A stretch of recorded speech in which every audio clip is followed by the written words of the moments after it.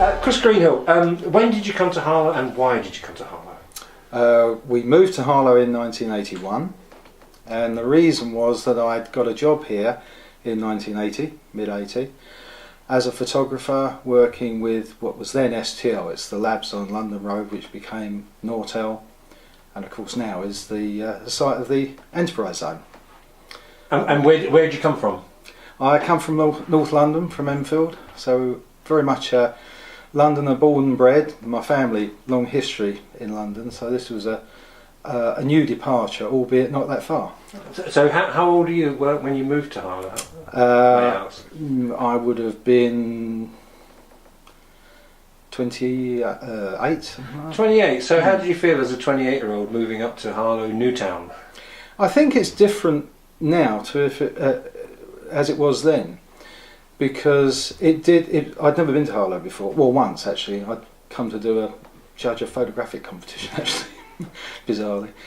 But that was the only time we'd ever been here, and I think the lack of the M25 made a big difference there. That it did kind of feel somewhere completely different, so it wasn't a natural location. So in terms of how it felt, some marked differences. I think one was the fact that everywhere was obviously planned out. In London, buildings, developments are very organic, so you get a whole hodgepodge of different types of architecture together. Roads just off of high roads, you don't have that here. It's, we had the hatches in the town centre, so it felt very planned and very different. The green wedges obviously were a real change, and so there was greenery everywhere, so that was good. I think one of the other things which I noticed quite soon, or we both did, was there was this sense of a bit more of a unified community, and I think that was partly just because it was bounded by countryside, so there was a natural geographical barrier around the town, whereas in London everything tends to bleed into everything else really. So there was this kind of sense of more of a defined community. And when you moved here, do you feel you got involved in the community at all? Not particularly in any huge way. There was quite a big community actually at work, so my time was very much spent at work, and I had about 3 jobs when I started, and I was going back to teach up in Paddington, teach photography. So my time was filled. We had a young child. Our daughter was just 1 when we moved, so it was very much about family life and working really. And which part of town were you living in then? We were living off Parendon Road. Yeah. So I think the community side of it grew more over time, less through us initially and perhaps more through the kids growing up in their own community.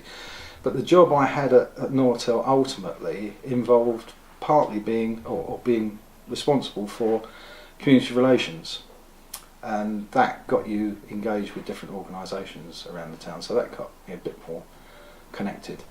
In latter years, certainly as my daughters have grown up and seen the huge collection of friends they've got, huge circles of friends, both of them, and their husbands in the town, there is very much a sense of community through them as well. So it's I think that whole community thing has grown over the years actually in my mind. Was your work important to you?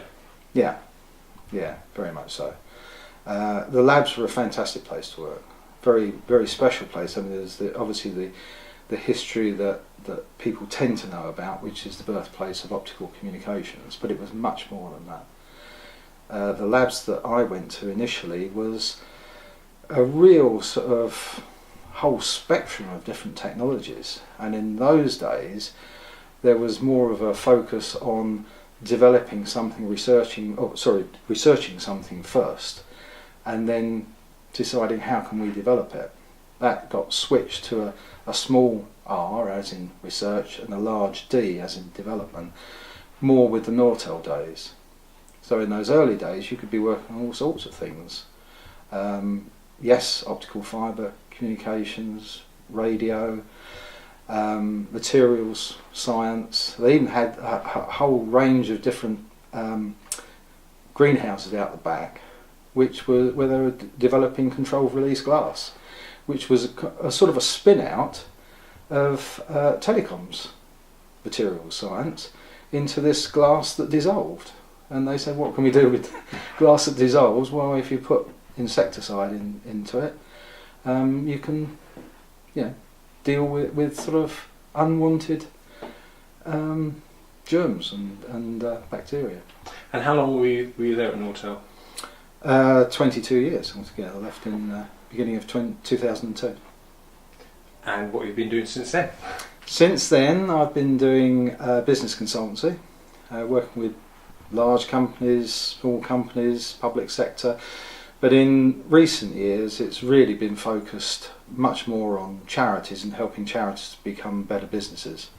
So moving them more towards the social enterprise type of model, rather than being dependent on grants and donations. So you've got sort of a mixed income there, because nowadays the grants are going.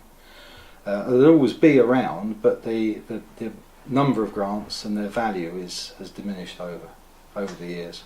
And you live, here we are in Church Langley. Does that have a sense of community, do you think? Always a bit of a moot point, isn't it? Yeah, I think it is a bit of a satellite sort of collection of houses, and we've got great neighbours where I live, but I don't think it's the same sort of community that you might find in the village, for instance, because there isn't that common endeavour. In a sense, in a village, there's a very small number of you and access to not so many immediate resources. Whereas here, it's people. Some people, I'm sure, on Church Langley would more or less treat it as a dormitory, and work in London and work outside. So that's a natural thing. But I think Church Langley is just part of Harlow, as far as I'm concerned. And what do you think of the changes that are coming in Harlow with, say, the Science Park, Junction 7A, the planning applications right there on the periphery of Harlow? Do you think these are positive? These are good things? Hugely. I mean, not all of them. There's some issues with some things and some obstacles that will need to be dealt with. But in terms of direction of travel, I think it's hugely positive. And I think one of the issues that Harlow's always had is about image, and some of that has been rooted in deprivation, and there are areas of deprivation in Harlow, it's true, but I liken it a bit to when you talk to people from Harlow, it's a bit like having a wayward child. It's okay, you recognise that there are these imperfections and things which need to be addressed, but you don't want people from outside telling you that. And it's actually, I firmly believe it's actually much better living here than people from outside of the area sometimes perceive.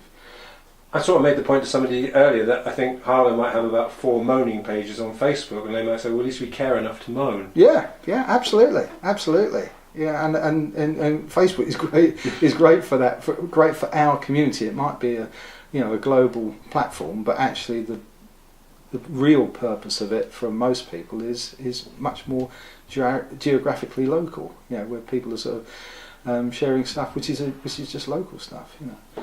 Well, I think getting back to your point about sort of things that are happening now, I think that's the bit we can't and shouldn't try and compete with places which have heritage and history going back hundreds of years, although there's bits of that in the town. I think the joy of Harlow is the way that it has evolves and continually evolves over time and takes on new challenges. And there's a genuine vibrancy about some of the things that are happening in the town. Because you would agree you can see them actually happening. Sometimes with regeneration agendas, some things get in development hell or planning morasses, but actually you've seen things in something like Public Health England. moving here. Absolutely. They are moving. We've been to the turning of the turf. Or that's important, is for people to see those changes. Yeah, absolutely. And yesterday I was at a Chamber of Commerce meeting at the new rugby club. And what did you think of that? Fantastic.